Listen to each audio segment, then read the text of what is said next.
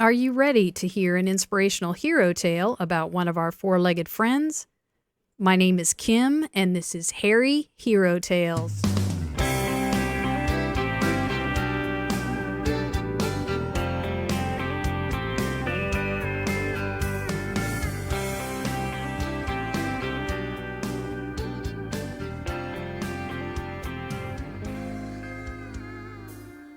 Welcome to episode 6 of Harry Hero Tales, Animals to the Rescue.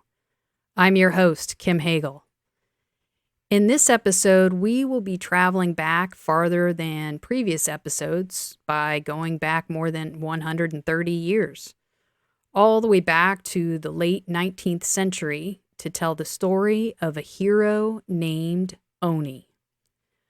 Our hero Owney is one of the most popular celebrities of his time and was known worldwide. He even had an audience with foreign leaders. The beginning of this story is a bit murky. I've found reports that Owney was first a pet of a man named Owen, who abandoned him, leading those who found him to simply name him Owney. But I also found reports that it was assumed he was a pet of someone they worked with, and when that person left, Owney refused to leave. Not having an owner, they simply named him Owney. However it began, Owney definitely appeared at what would become his home and source of his amazing travels, the United States Post Office in Albany, New York. Owney is described as a terrier mix. Judging from photographs still available on sites like the Smithsonian Postal Museum or Wikipedia, that is a perfect description. Based on information on the Smithsonian website, he was a fairly small dog, about 20 inches in height. So this small dog showed up at the post office in Albany in 1887, either following a clerk there or he belonged to the clerk, and Owney began to make it his home. Apparently, he loved to sniff the mail and the mail bags and was even known to curl up and sleep on the bags around the office. Owney must have been a well-trained and polite guest because he wasn't kicked out or forced to wait outside. The staff allowed him to come in and stay among them as they worked. Eventually, the clerk who had been associated as his owner left the office, but Owney was happy there and stayed, becoming the Albany Post Office dog. Owney apparently developed such an attachment to the mailbags, he began to follow them on their mail routes. There are descriptions documenting that he seemed very attentive in making sure they were properly handled and transported. He was even described as diligently guarding them, only allowing postal staff to touch or open them. Over time, Owney started to follow or ride the wagons transporting mail bags and ultimately graduated to even jumping on large train boxcars to ride with the postal bags as they were being moved. As Owney began to ride the train, staff began to see his appearance on the train as good luck, as no train he ever rode on had an issue or an accident. So with the post office in Albany's mail being located at a key junction point along the New York Central Railway system, which was one of the biggest railway lines in the U.S. at that time, the routes and connections could take the mail all the way to Chicago or even farther west and even north to Boston, New York, could go out to Cleveland and more. So Owney didn't just stay local. He traveled with the mail on these trains to each and every one of these cities. His home base postal friends began to be concerned about Owney's safety, and they wanted to make sure that anyone that encountered him would know that he was associated with the post office in Albany. They created a special collar with a tag that stated Owney, Post Office, Albany, New York. So when he appeared on a train far from their site, he was cared for by other postal staff members along the mail route. Eventually, like many travelers do today with stamps on their passport or charms they collect to designate where they've been or sites they visited, Owney began to collect badges from other offices to identify the post offices he visited along his travels. After collecting many, many metal badges, he could be heard coming easily as they would jingle an alert to his arrival like welcoming bells. I can imagine that the post offices, discovering Owney traveling with the mailbags arriving at their office, wanted to let the Albany office know that he was received with kindness and was welcomed any time he made an appearance. But these volume of badges eventually became too heavy for the little terrier mix to wear around his collar, and someone eventually got him a jacket to wear, and the badges were attached and continued to multiply. Apparently, the jacket even became too much for little Owney as he arrived at a new location. They would sometimes help by removing some of the badges for him and return them to Albany so the terrier could travel without discomfort or injury. It's been speculated that he received more than 1,000 badges in his lifetime, but the actual number is undocumented. The Smithsonian National Postal Museum currently has 372 confirmed Owney badges on display to this day. A well-known story of Owney's travels occurred in Montreal, Quebec, Canada. Upon his arrival with the mail transported there, Owney was actually locked up in a kennel. The postmaster of Montreal did feed and care for him while he was there. He ultimately sent a bill to the post office in Albany for his food and lodging in the amount of $2.50. The Albany office, of course, paid the bill, which freed Owney to return home. He was sent there by the Montreal Postal Service and ultimately arrived safe and sound. Owney's adventures did secure public interest, and he appeared in many newspapers, with several publishing his arrival in their town or to track his known whereabouts. This certainly helped his home office keep up with where the little terrier was. They had some scares of him being lost or even dead, but Owney seemed to have a way of remaining safe and being cared for on his journeys. He ultimately turned up somewhere. One of his most celebrated trips occurred in 1895, when Owney was probably around 9 years old.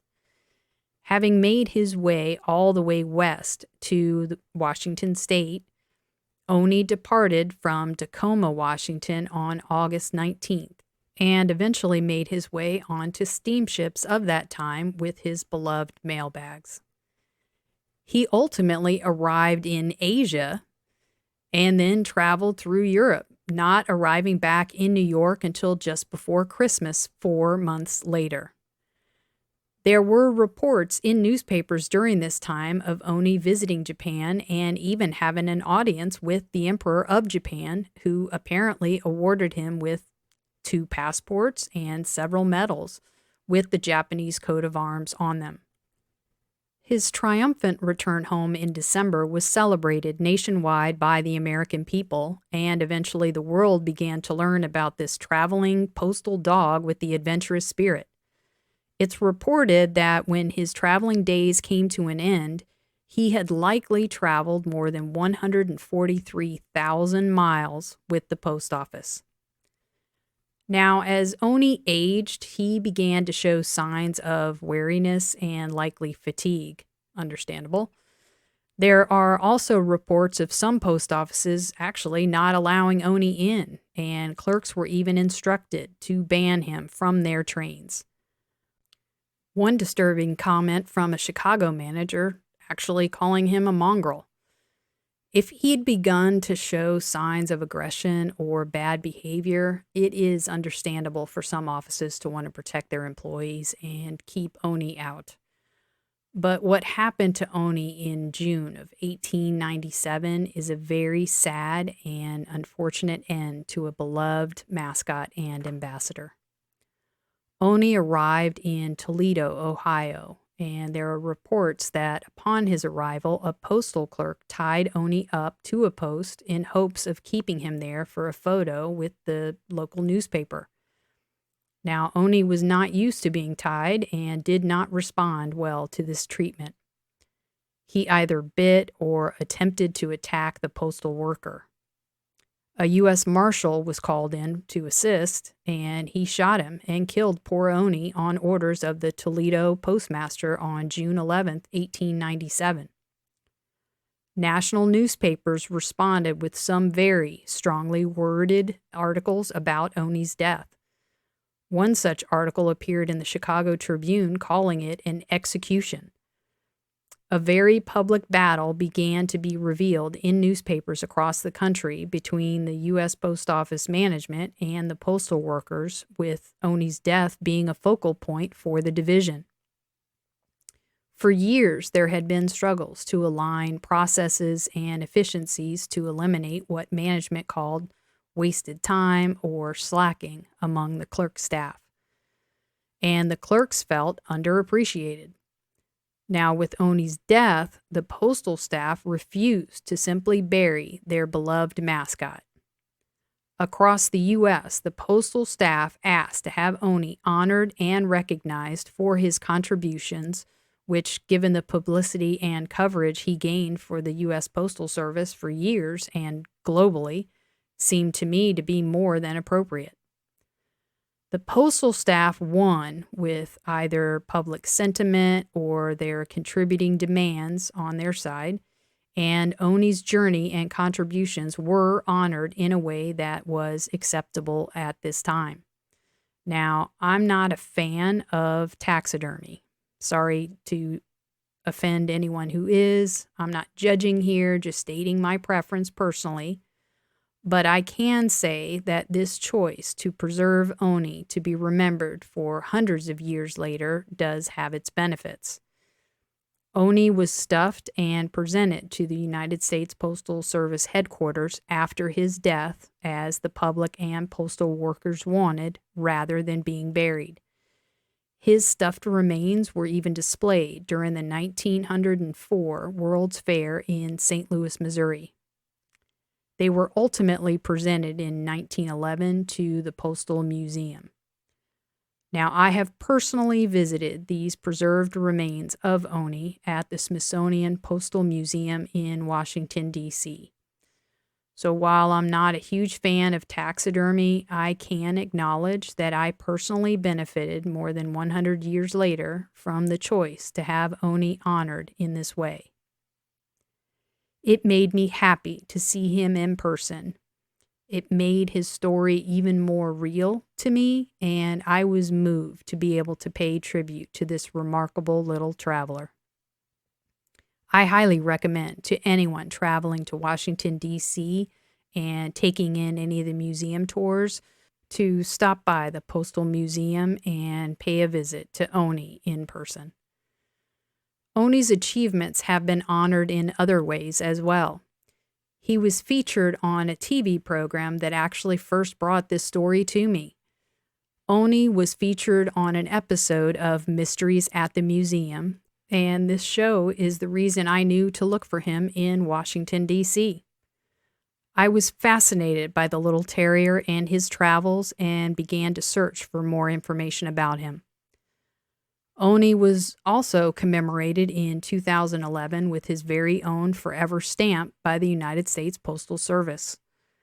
There are several books published about Owney, including one by the Postal Museum in 2012 titled Owney, Tales from the Rails. Poetry was written about Owney by postal clerks while he was traveling, and included this one by a clerk in Detroit. Owney is a tramp, as you can plainly see. Only treat him kindly and take him long wit ye. I'm hoping with this podcast episode I'm doing just that and continuing to take Owney along with all of us. While that only touches the surface of this amazing hairy hero, we have to leave it there for this episode. If you know of a great hairy hero tale and would like to hear it on this podcast, email us at hairyherotales@gmail.com. For more information on this program, visit our website, www.hairyherotales.com. That's TAILS.com. And be sure to follow us on Facebook, Instagram, and wherever you get your podcast. This is a Southpaw Productions podcast, edited, produced, and hosted by me, Kim Hagel. Opening and closing music provided by Mary Selvage. Be sure to follow her on Instagram at Selvage613 for her live show schedule, and check out her complete catalog of music available on Spotify, Apple Music, and more. And remember, there are hairy four-legged heroes all around us. Who knows, you might even adopt one. I've adopted many little heroes from some amazing animal rescue organizations, and I've featured 2 on my website, the All-American Dachshund Rescue and the French Bulldog Rescue Network. If you are looking to rescue your next hero or would like to help with transport or financial support, I highly recommend both of these organizations. Neither are affiliated with this program in any way, but both have my sincere gratitude and support. Thank you to all the heroes of the world, and a special shout out for hairy heroes everywhere.